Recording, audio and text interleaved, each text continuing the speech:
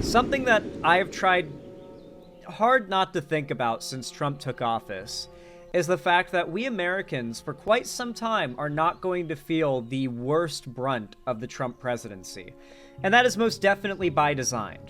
The last group of people you want to realize that electing Trump was a big mistake, if you are Trump and his administration, are the American people.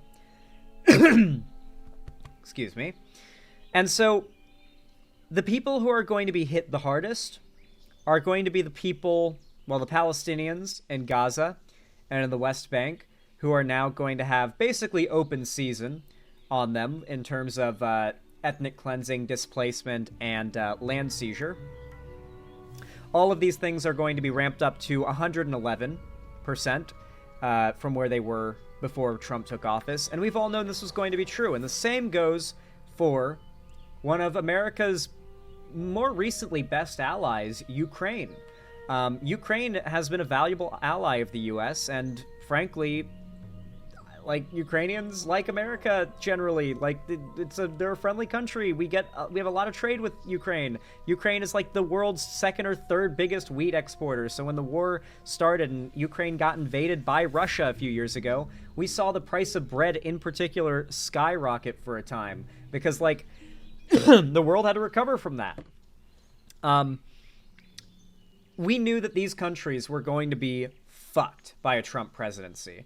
And it's just like, people are going to suffer. People are going to die because of Trump's decisions, but they won't be American.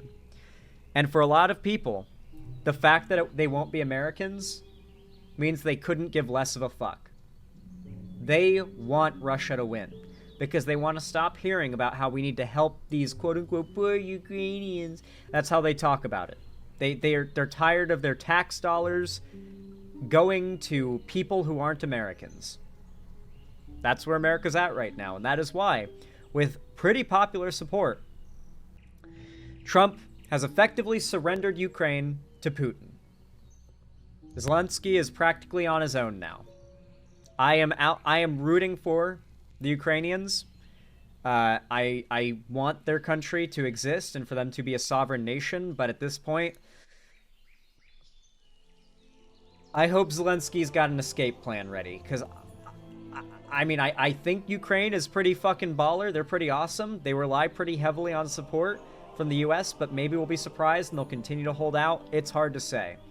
But this is a very bad outcome for the Ukrainian people and a very bad outcome for the people of Gaza.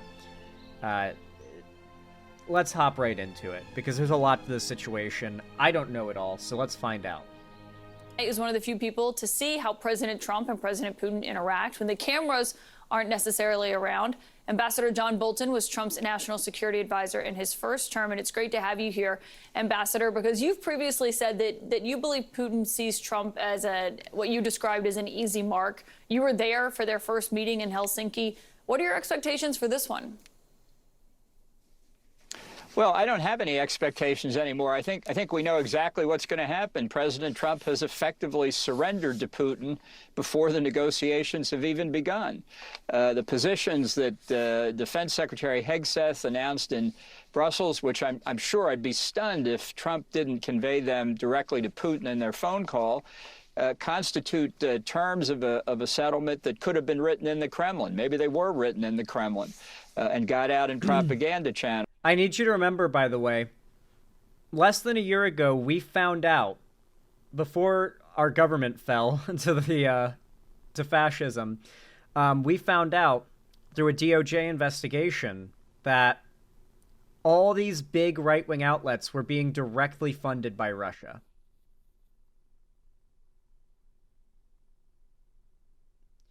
And so, Russia won. And this hasn't happened just here. They've done it to Ukraine, they did it in Georgia, and they tried to do it in Romania. Romania literally had to stop their election because Russia successfully broke their electoral system and was going to get a literal Russian asset elected undemocratically as the president of the country. They paused their election, and now they are, like, trying to root out the Russian corruption before they hold another one. Of course, this has been framed by MAGA as the Romanian government being corrupt because they're not letting Russia take over their government undemocratically. But that's the important thing. You got to remember, the Republicans will always do the evil thing that is most twistable into a heroic thing that is good, that makes the left and Trump's detractors look bad. They will always do things in a way that they can twist into looking good. Always remember that. At least for now, that's what they do. I'm sure that playbook will change as the necessity of the people's support wavers and they just kind of have the country. But it's a complete reversal of the U.S. and NATO position on a number of issues. For example, up until today, the official American position was that Ukraine should be returned to full sovereignty and territorial integrity. That's gone. The question of NATO membership as far back as 2008 had been that ultimately Ukraine would become a NATO member. That doesn't look like that's around anymore either. Putin has scored a whole series of victories today. It's hard to encompass them all, but I think one, in addition to these substantive concessions, is that he has now, it seems, exactly what he wants. Putin doesn't want to negotiate with Zelensky. He wants to negotiate with Trump because he thinks he'll get more out of him, and he's absolutely right. On your point that you just made about not having Ukraine be in NATO, borders returning to what they were pre-2014, which Hex had said was off the table, if a Trump official was here tonight and they argued, well, that's just being realistic, what would you say to that? I'd say that if you're going into a negotiation, you don't announce what's acceptable to you before it begins and give away positions. I tell you, I've done a lot of negotiation with the Russians, and there's no country out. Keep in mind, the Russian government literally paid Tim Pool, the Daily Wire, Candace Owens, Steven Crowder, who else? I think Dave Rubin was on the list. They paid these people to push pro-Trump talking points. It was always in Russia and Putin's best interest for Trump to get elected. Not in America's, but in Russia's. And the American people have been convinced that what is good for Russia is good for America. Somehow that's where we're at. And you got to remember, this Russia cucking has been happening since 2016. You got to remember how many people voted for Trump saying that Hillary will get us into a war with Russia if she wins.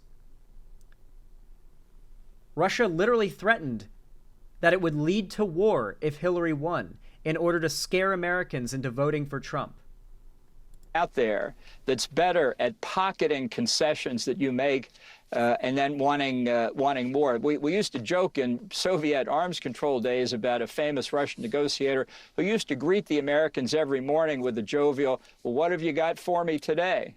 And that's what we're hearing from Russia. This is something Putin prepared the ground for. You know, last week he said he agreed with Trump that in the comments Trump had made in the election that the war never would have taken place had Trump been president. So he began the flattery campaign, the release of Mark. Gotta remember, by the way, Americans hate the U.S. involvement in any foreign anything. The idea of us sending our tax dollars to help an ally? Ugh, no.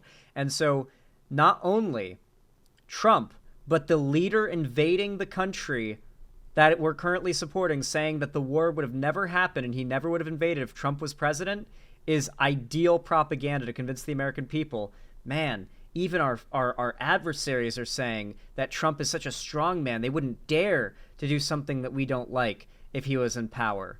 Because they're buddies. They can just create this act for the whole world, obviously just for America, but the world sees through it, but America doesn't. And it's like if there's not even a comparison I can make. There's no analogy I can come up with to make this broadly understandable to people that don't understand why this is so fucked. But to a world leader that is adversarial to America and a guy who is very wealthy and powerful and famous in America colluded to get the wealthy, powerful, famous American in power in order to assure the interests of that adversarial nation. And that adversarial nation's leader fucking won. We, America, lost. Mark Fogel, the American hostage, part of the flattery warm-up campaign, make Trump look like the center of attention. Belarus's decision to release an American and a couple others, part of the flattery campaign. It's obviously working. Trump said today also in his own readout of the call that he put out that Putin repeated back to him about using common sense to end the war. Do you think that that's part of that flattery campaign? I wish I could have like just a clip compilation of me ranting about how common sense is like a brain poison. Like the right uses common sense as an excuse for why they don't need to critically think about something any deeper than the surface level, why they don't need to research or fact check anything they want to believe, because it's just common sense. A very good example of this, and probably the first thing I ever ranted about the common sense fallacy that these people engage in, was with trans people. It is quote unquote common sense that your gender is based on your sex organs. Like, do you have a penis or a vagina? If you have a penis, you're a man. If you have a vagina, you're a woman. That is common sense. Because for the majority of people, they've never seen anything other than a penis or a vagina. If there's a vagina, it's on a woman. If there's a penis, it's on a man. And that's been their experience. And so the idea that anything steps out of that general experience they've had their whole lives is too different from the norm. So it's a scary, different idea. It complicates something they thought for a very long time they fully understood. And for many, it sets off a feeling of fear or disgust in them because, to be clear, we have literally brain scanned conservatives and found that they have more activity in the parts of their brain that feel disgust and hate and fear than they do in the parts of their brain that feel empathy, remorse, or introspection. Like those centers of the brain light up less and more respectively. And obviously for Democrats, they see more lighting up in the logic centers and the empathetic centers, while Republicans, and less in the fear and disgust centers. Like people who are left-leaning, literally the part of their brain that feels fear and disgust at like new things lights up less when exposed to those stimuli that should or might evoke those kinds of brain activity. But for Republicans, it is highly overactive. And to be clear, this is not an inherent like brain chemistry, you're born this way thing. Your brain lighting up certain centers is a trained thing. It's how the brain functions. Like you programmed your computer to use your graphics card to render the game instead of your onboard graphics, and so that's what it's doing. But that doesn't mean that like it can't go back to using your onboard graphics, right? Like it's a bit like that, right? They've been programmed into thinking this way, and that is common sense is a lamp shading. Do you guys know what lamp shading is? It's like in a story when there's a blatant plot hole or problem, and they just kind of like acknowledge and shrug it off in the text, like in the material, in the show or movie or whatever. They lampshade the flaws in their logic by saying it's just common sense. Don't think about it too much.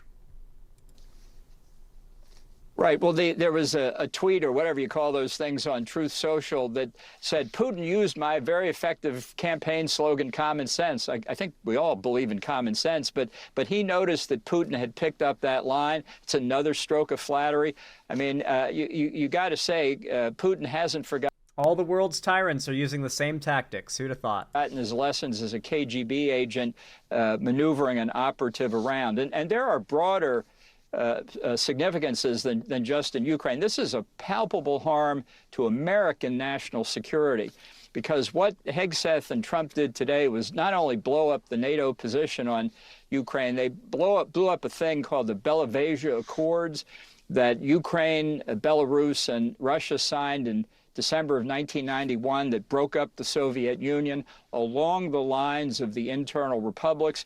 So it means that not only is unprovoked aggression by Russia against Ukraine now okay, every other former republic in the Soviet Union is vulnerable to the same thing without any indication that the U.S. will do anything about it. And I think the people who are paying the closest attention to this outside of in Ukraine are in Beijing, where they see the United States unwilling to act against unprovoked aggression in the center of Europe. What are they thinking now about Taiwan? Well, they're thinking, yes, let's go. We finally won.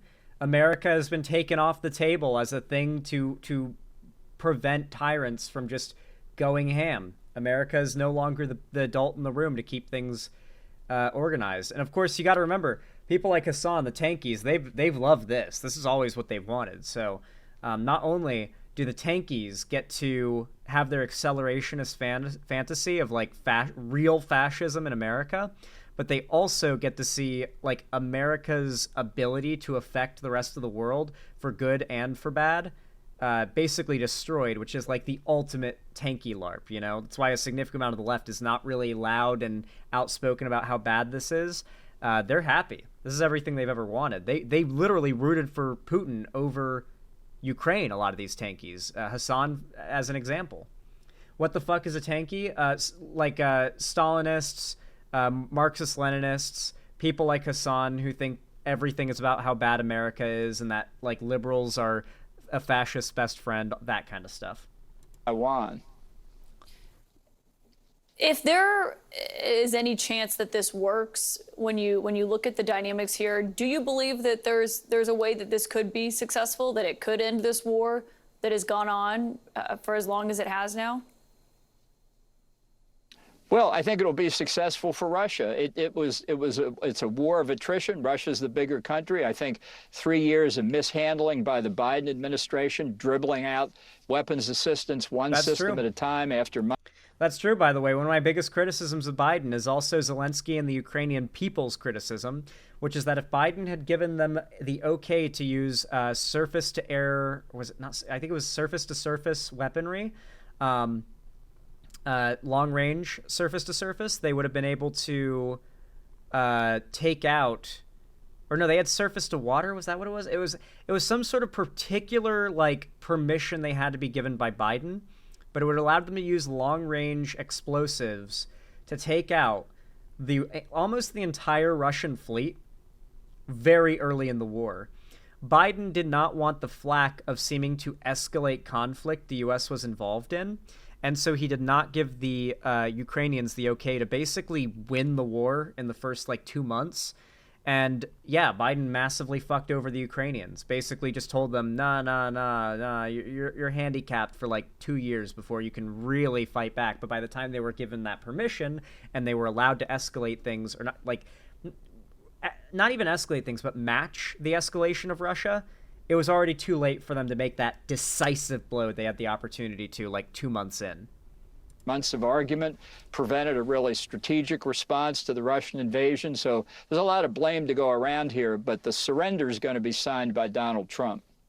Can I get you just before Trump swore in Tulsi Gabbard this afternoon in the Oval Office? Pam Bondi swore her in, but Trump was there, obviously, inside the Oval. How does that presence as the Director of National Intelligence by Tulsi Gabbard? Remember, Tulsi Gabbard literally has been one of the most touted figures by Russia Today, a literal Russian state news network.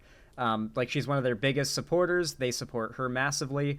She is literally an arm of Russia Today, and she is now the head of the CIA. Or no, the FBI. Not the CIA, FBI. My bad.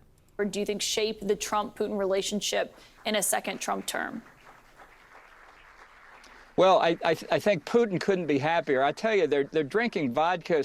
Shuan had got her wish. Tulsi Gabbard is in charge of our country now. Oh, God.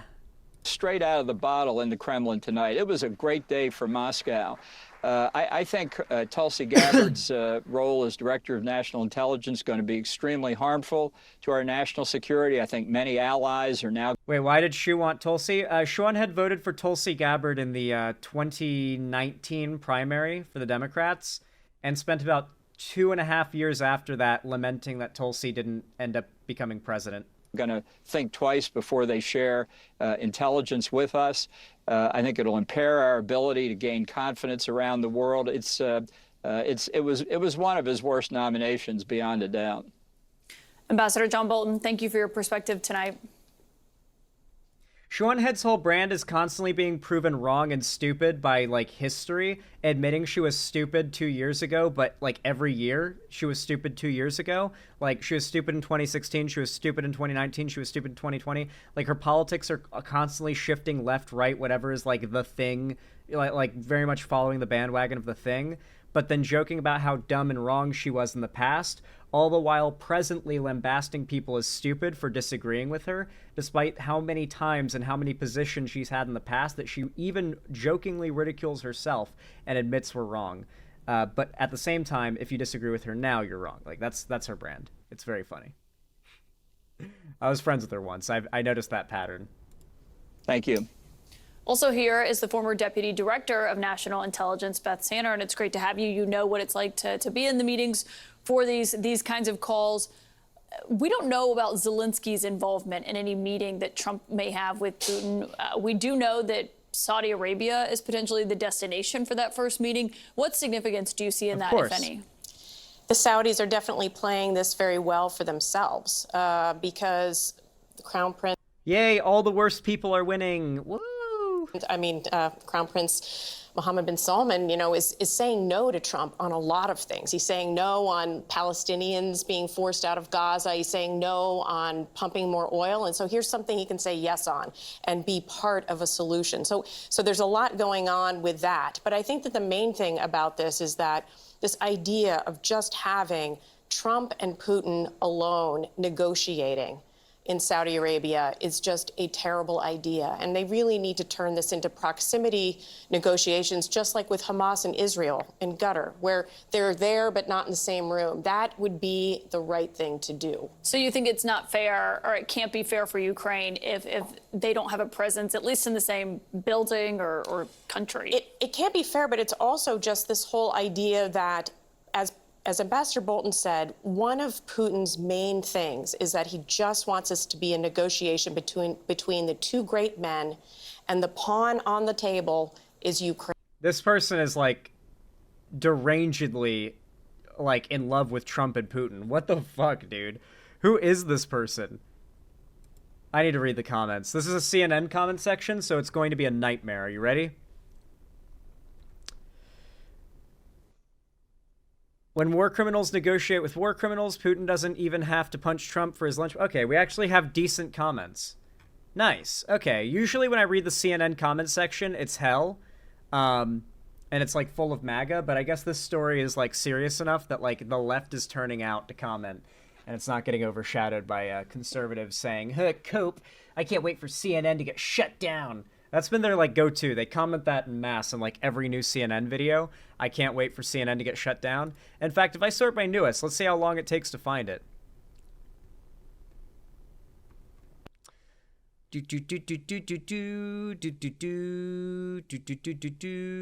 Here we go. First, we found it within just a few lines. From Dennis Moore, 8817. I wonder what the 88 stands for. These people need major, quote, in all caps, therapy, ... Bolton is an absolute liar and needs his bank accounts scrutinized. Demo thief, because Democrat thief, demo thief. Laughing, crying emoji, laughing, crying emoji, laughing, crying emoji. Typical CNN fake news.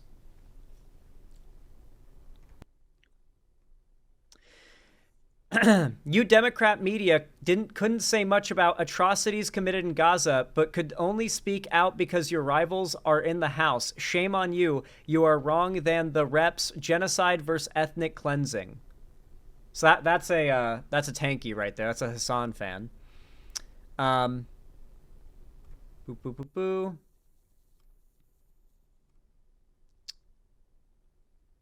CNN has become worse than MSNBC when it comes to outright lies. Did any of you actually listen to Trump, or are you only listening to reporters who lie to you? That's right, guys. You need to listen to Trump. Are none of you even listening to what he says? Like, why are you believing what other people say about him? He literally told us what he's doing. Why will you not stop lying about him? He told us what he was doing. He doesn't lie. If what Trump says he's doing and what the media says Trump is doing are different, then that means the media are lying. Like, obviously. Man, CNN's just gotten worse than MSNBC. I can't wait for Trump to shut down these fake news outlets. Freedom of speech, baby. Like I said, either it is the majority of the comments or you sort by new and you will immediately be inundated with the Trump supporters that are actively cheering for the banning and shutting down of CNN, MSNBC, and every news outlet that they think has broken the law by being anti-free speech with their speech. Fantastic.